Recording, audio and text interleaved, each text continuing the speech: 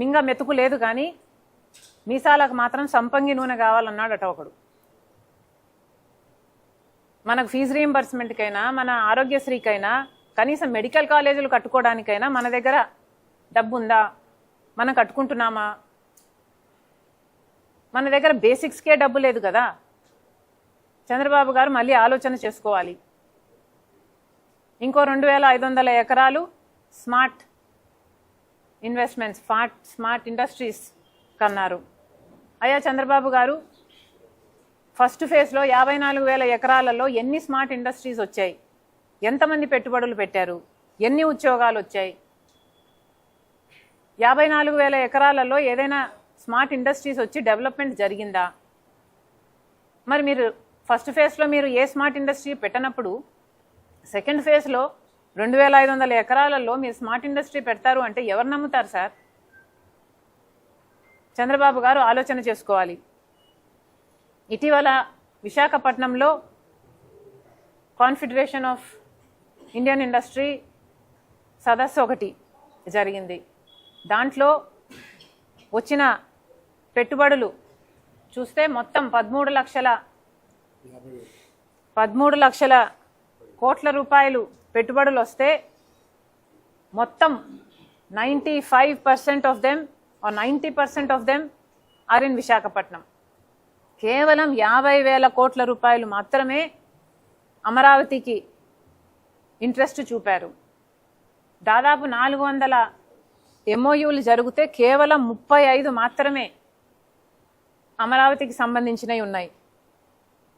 మరి చంద్రబాబు గారు ఇది కండక్ట్ చేయడమే విశాఖపట్నంలో చేస్తే మీరు అమరావతిని ఎలా ప్రమోట్ చేసినట్టు అవుతుంది? మీరు విశాఖపట్నంలో దీన్ని కండక్ట్ చేశారు కాబట్టి అందరూ విశాఖపట్నంలోనే పెట్టుబడులు పెట్టడానికి ముందుకొచ్చారు.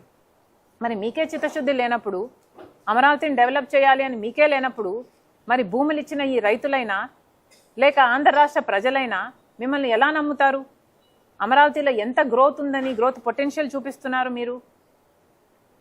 ఇచ్చిన భూములు ఇచ్చారు, ఇచ్చిన భూములు ఇచ్చిన రైతులకే కాన్ఫిడెన్స్ లేదు. మళ్ళీ రెండో ఫేజ్ కింద రైతుల దగ్గర నుంచి మళ్ళీ భూములు ఎక్స్పెక్ట్ చేస్తున్నారు. వాళ్ళకి ఏమాత్రం భరోసా కలిగించకుండానే 54,000 ఎకరాలలో ఫస్ట్ ఫేజ్లో 34,000 ఎకరాలు ఇచ్చిన రైతులకే ఇంతవరకు దిక్కులేదు. రిటర్నబుల్ ప్లాట్లు ఇంతవరకు వాళ్ళ చేతులలో పెట్టలేదు. ఆన్లైన్లో ఉన్నాయంటున్నారు, రిజిస్ట్రేషన్ అయిందంటున్నారు, పేపర్లో ఉందంటున్నారు. కానీ చాలా మంది రైతులకి కనీసం వాళ్ళ భూములు ఎక్కడున్నాయో కూడా మాకు తెలియదు అంటున్నారు. ఇది ఎక్కడి న్యాయం అని అడుగుతున్నాం. కనీసం ఆ భూములు ఇన్ఫ్రాస్ట్రక్చర్, కనీసం బేసిక్ ఇన్ఫ్రాస్ట్రక్చర్ అయిన రోడ్లు, ఎలక్ట్రిసిటీలు, గట్రాలు వాళ్ళకు తయారు చేసి ఆ భూములు ఇదిగో మీ భూములు అని 11 ఏళ్లుగా వాళ్ళ చేతుల్లో పెట్టింది లేదు. 11 ఏళ్లుగా వాళ్ళు ఎదురు చూస్తూనే ఉన్నారు, మా భూములు ఎప్పుడొస్తాయని. వాళ్ళకే ఇవ్వలేదు. ఇక సెకండ్ ఫేజ్లో ఇప్పుడు మళ్ళీ భూములు సేకరించడానికి మీరు రెడీ అయ్యారు అంటే ఈ రైతులకు భరోసా ఎక్కడి నుంచి కల్పిస్తారు మీరు? ఏ కాన్ఫిడెన్స్తో మీకు మళ్ళీ రైతులు భూములు ఇవ్వాలి? మీరు ఫస్ట్ ఫేజ్లో సేకరించిన భూముల్లో డెవలప్మెంట్ జరిగితే ఆ డెవలప్మెంట్ను చూసి మా భూములకు మంచి రేట్ వస్తుంది అని రైతులు అనుకోవడం తప్ప, ఆ బెనిఫిట్ వాళ్ళు కలగడం తప్ప, అదేది వాళ్ళు ఆశించకూడదు అన్నట్టుగా ఫస్ట్ ఫేజే మీరు డెవలప్ చేయక, ఫస్ట్ ఫేజ్లోనే రైతులకు మీరు కాన్ఫిడెన్స్ ఇయ్యక సెకండ్ ఫేజ్లో రైతులకు దగ్గర నుంచి కూడా మీరు భూమి లాక్కోవడం అంటే ఇది దుర్మార్గంగా మీకు అనిపించటం లేదా? నిజానికి మన రాజధాని విభజన చట్టంలో ఒక భాగం. మనకు రాజధాని కట్టాలి అన్నది కేంద్రం మనకిచ్చిన వాగ్దానం. ఇది విభజన హక్కు మనది అయినప్పుడు ఎందుకని ఈ హక్కుని మీరు నిలదీసైనా సరే సాధించలేకున్నారో చంద్రబాబు గారు సమాధానం చెప్పాలి. విభజన హక్కు రాజధాని అయినప్పుడు 1,00,000 కోట్లైనా 2,00,000 కోట్లైనా ఇది కేంద్రం బాధ్యత కదా, కేంద్రం కట్టాలి కదా, కేంద్రం ఇవ్వాలి కదా. మరి మోడీ గారు ఏం చేశారు?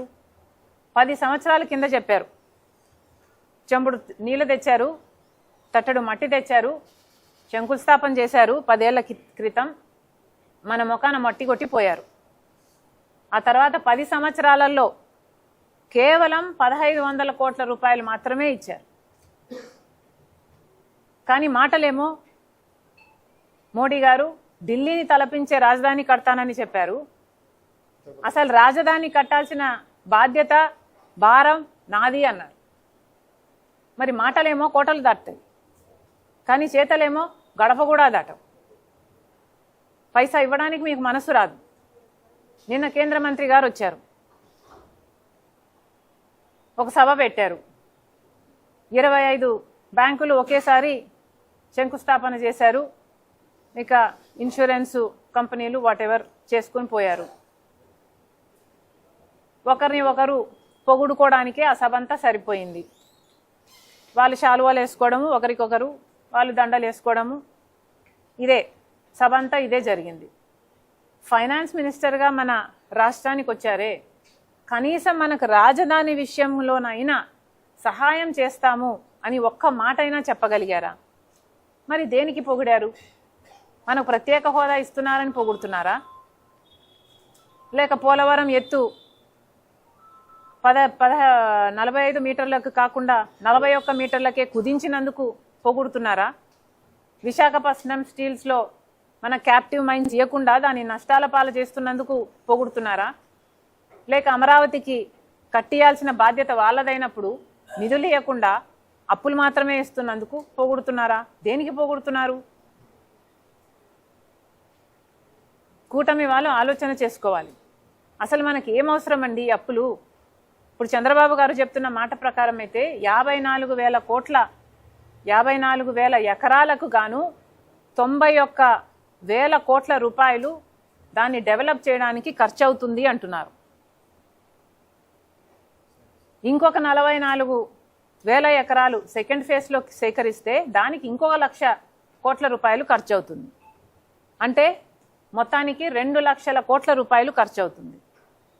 ఈ ఫస్ట్ ఫేజ్ తీసుకున్న 91,000 కోట్ల రూపాయలను తీసుకున్న ఈ ఫస్ట్ ఫేజ్లో వీళ్ళు ఇప్పటి వరకు తీసుకున్న రుణాలు 26,000 కోట్ల రూపాయలు అయితే రుణాలు శాంక్షన్ అయినాయి. అదనంగా ఇంకొక 32,000 కోట్ల రూపాయలు, అంటే దాదాపు 60,000 కోట్ల రూపాయలు రుణాలు తీసుకోవడానికి రెడీగా ఉన్నారు. ఆ రుణాలు వస్తున్నాయి. ఈ 60,000 కోట్ల రూపాయలు కాకుండా ఫస్ట్ ఫేజ్ డెవలప్ చేసుకోవాలన్నా ఇంకొక 30,000 కోట్ల రూపాయలు అదనంగా అప్పు తెచ్చుకోవాలి. ఇది ఫస్ట్ ఫేజ్కి మాత్రమే. ఫస్ట్ ఫేజ్కే 90,000 కోట్ల రూపాయలు అయితే ఇక సెకండ్ ఫేజ్కి ఇంకొక 1,00,000 కోట్ల రూపాయలు అయితే అంటే 2,00,000 కోట్ల రూపాయలు అప్పులు తెచ్చి మీరు రాజధాని కడదాం అనుకుంటున్నారా? ఈ అప్పులు మనకు అవసరమా? మళ్ళీ ఈ అప్పులు తీర్చడానికి మళ్ళీ సెల్ఫ్ ఫైనాన్సింగ్ అంటూ మన భూములు మనమే అమ్ముకొని ఆ అప్పులను తీర్చుకోవాలనా? అసలు ఏం అవసరం అండి? అప్పు చేయాల్సిన అవసరం ఏముంది? అప్పు తీర్చుకోవడానికి మళ్ళా మన భూమినే అమ్ముకోవాల్సిన అవసరం ఏముంది?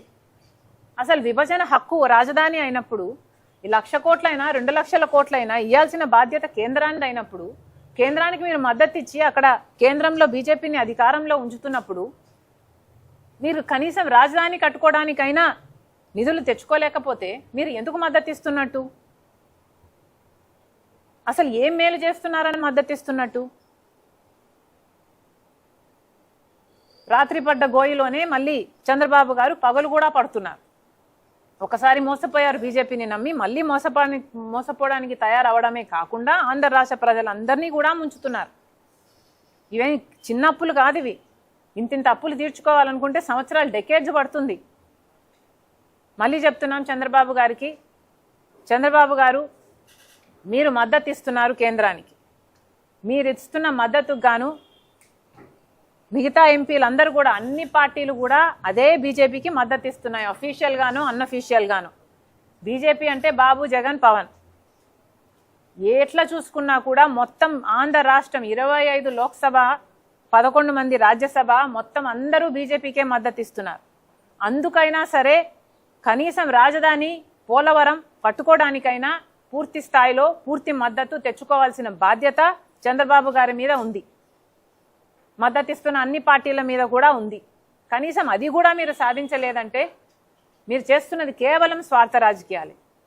మళ్ళీ చెప్తున్నాం, మళ్ళీ విడత, రెండో విడత ఈ భూసేకరణకు కాంగ్రెస్ పార్టీ పూర్తిగా వ్యతిరేకం. మొదటిసారి సేకరించిన భూముల్లోనే మీరు అభివృద్ధి ఇంతవరకు చూపించలేకపోయారు. దయచేసి అక్కడ అభివృద్ధి పరిచిన తర్వాతనే రెండో విడత మొదలు పెట్టండి. దీన్ని కాంగ్రెస్ పార్టీ పూర్తిగా వ్యతిరేకిస్తుంది.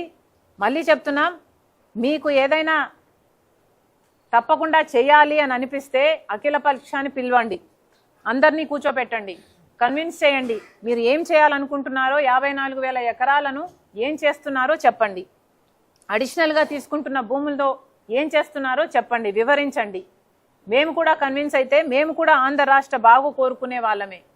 కానీ ఇదేదీ చేయకుండా కేవలం కొంతమంది ప్రయోజనాలకే కోసమే మీరు పనిచేస్తున్నట్టుగా, మీరు కూడా రియల్ ఎస్టేట్ వ్యాపారం చేస్తున్నట్టుగా, పేదవాళ్ళను రైతుల్ని ముంచి స్వప్రయోజనాల కోసం పనిచేస్తున్నట్టుగా ఇది అనిపిస్తుంది. లేదా అంబానీ అదానీకి ఇంకా బీజేపీ పార్టీ బాకీ ఉందేమో, ఆ బాకీ తీర్చమని మీ నెత్తిన పెట్టిందేమో అని కూడా అనిపిస్తుంది. ఇదేది భావ్యంగా లేదు. దయచేసి చంద్రబాబు గారు ఈ రెండో దశ భూసేకరణ ఆపాలి, అఖిల పక్షాన్ని కూడా పిలవాలి. దీని మీద ఒక డిస్కషన్ జరిగిన తర్వాతనే ఏదైనా ముందుకు వెళ్ళే కార్యక్రమం చేయాలి.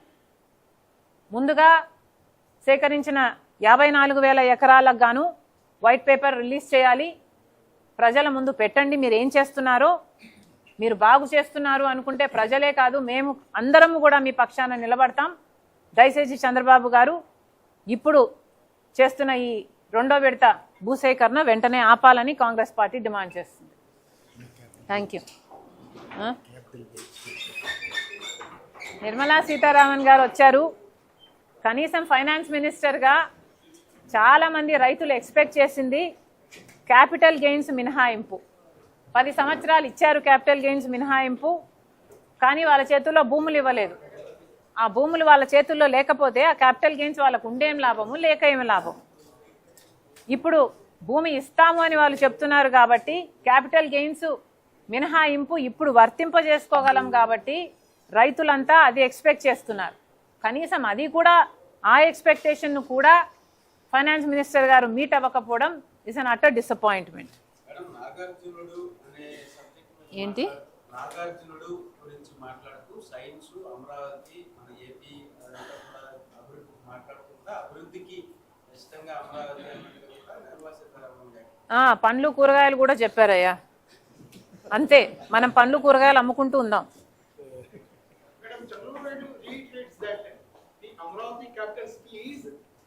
self-sustainable capital for Andhra Pradesh. Then why you are opposing him to not to take more lands from the farmers? No. The point he is making is, how is it going to be self-sustainable? It is going to be self-sustainable only if the lands that are mortgaged to get the loans are being sold. If the lands are being sold, then Andhra Pradesh is losing its precious assets. My question is, why are we taking the loans in the first place?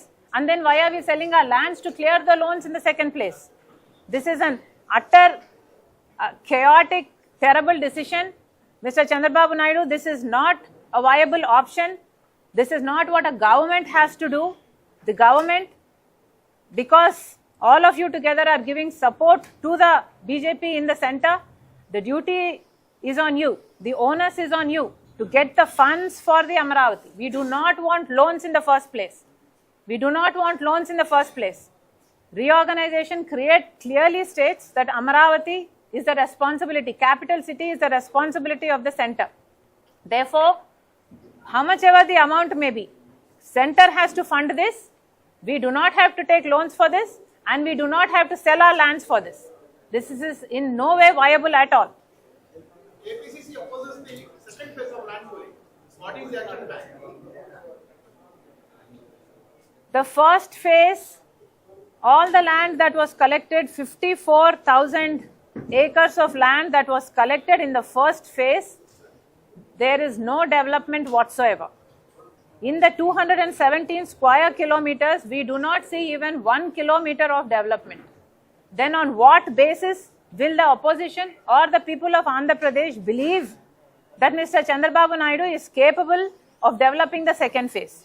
Please show us the development in the first phase of 54,000 acres, and then we will be convinced that Mr. Chandrababu Naidu is also able to develop another 44,000 acres in the second phase. Otherwise, the people of Andhra Pradesh, neither the oppositions have any confidence in whatsoever in Mr. Chandrababu Naidu's capability. Thank you.